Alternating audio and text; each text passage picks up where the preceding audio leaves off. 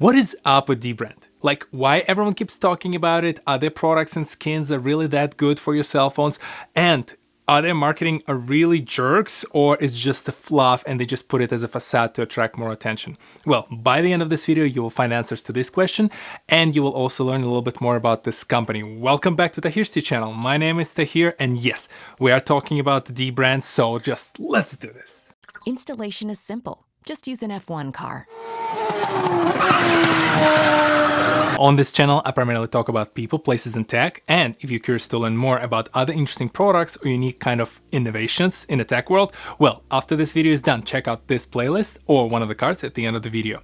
You will hear about dbrand, or you've already heard about dbrand from one of those multiple, primarily tech YouTube channels. They've been a channel sponsor since 2014, super easy to work with. New sticker bomb skin from the one and only dbrand that is a limited time drop. dbrand and I have spent months finding a way to bring these clear phones to you. I was exactly in the same boat. I keep hearing other YouTubers talking about the dbrand, the fact that dbrand sponsors them, how great their skins are, but I'm more of a case guy, so I never really thought that skins for my iPads and iPhones, let alone for Rubik's Cube, more on that later, would be of any use. Fast forward a couple of years in, 6 or 7 purchases later, I've now amassed experience with dbrand, and I have a lot to share about their product and the quality of their marketing. Just use a nuclear power plant. The dbrand product. Well, it's great. I quite frankly cannot really put my finger on anything that you would not like about the product itself. Application though, we'll chat about it in a second, but application can be a trouble depending on the kind of product you buy. But overall experience is pretty solid. You receive one of these unique dbrand style envelopes. They're very solid in their protection of the product that is inside. The packaging in itself is its own experience. It's quite fun to see how, depending on the type of product that you purchase, they do vary the way you unbox the product itself, what kind of things they include in there, what kind of sassy messaging they have inside the product itself. It's a nice bonus to spot where would they put their Illuminati logo. Yeah, they're into it. That pyramid is everywhere these days. Or where would they put, which I think is one of the best taglines for the brand. It's not a product, it's a culture. Love that. The skins themselves, they're thin enough that it's easy to apply, yet thick enough that you feel that there's a quality to them. I do not feel that my iPad, my Apple Pencil, my AirPods, or my iPhone itself are cheapened in any way. Even my MagSafe charger got a little bit of a laugh with that circle and the special tag from MKBHD. Overall, I would not call it a protection, but rather a stylistical choice. So if you're thinking that those skins will protect against some serious collisions, they won't. They will protect against the scratches that happen naturally in your pocket or as you lay those gadgets down on the table, but overall, I would not buy them purely for the protection. Grip case, on the other hand, seems pretty solid. It does feel nice in the hand.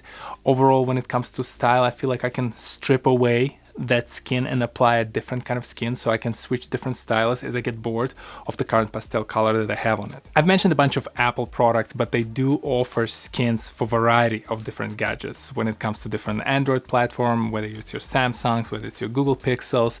They also wrap the consoles, they wrap other smaller gadgets if you'd like to buy another skin from them.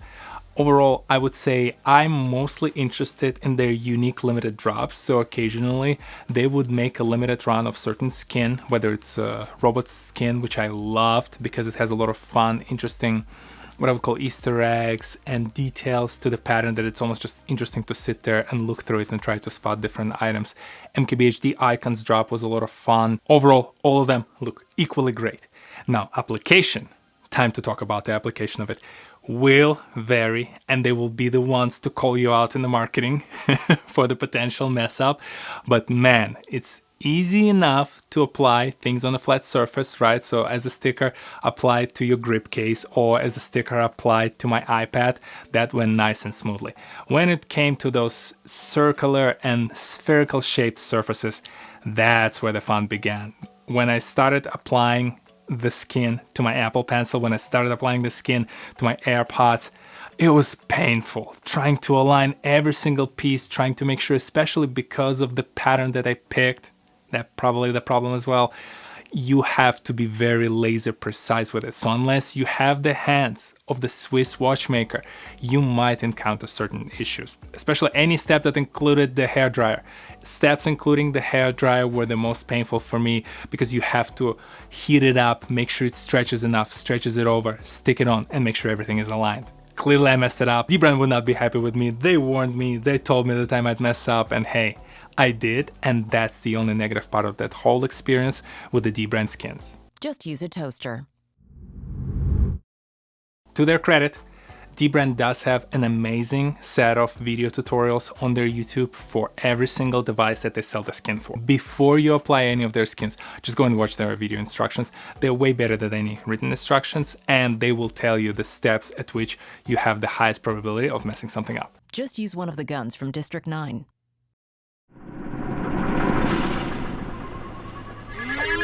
The variety. This is where the dbrand really shines. Not only the variety of the gadgets that you can skin wrap, it's about what kind of items you can skin wrap.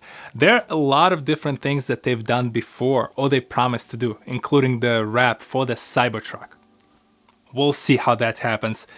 I was like, if I end up ever buying the Cybertruck, I would probably be crazy enough to try it, but that we'll leave it for another video. My favorite example are, for example, the Rubik's Cubes. I got one. Okay, I got 2 Rubik's Cubes from the MKBHD drop, and it's interesting from multiple different angles. It's actually a high quality product, so those Rubik's Cubes are professional grade Rubik's Cubes, but it's also interesting to be able to use the unique designs that are only in limited rotation at the dbrand, apply them to the object like this. And yes, I'm not Rubik's Cube master, so I'm not going to be sitting there playing with them, but it's a cool now statement piece, a conversation starter, or just even a backdrop for one of my future videos. And they've done it quite many times.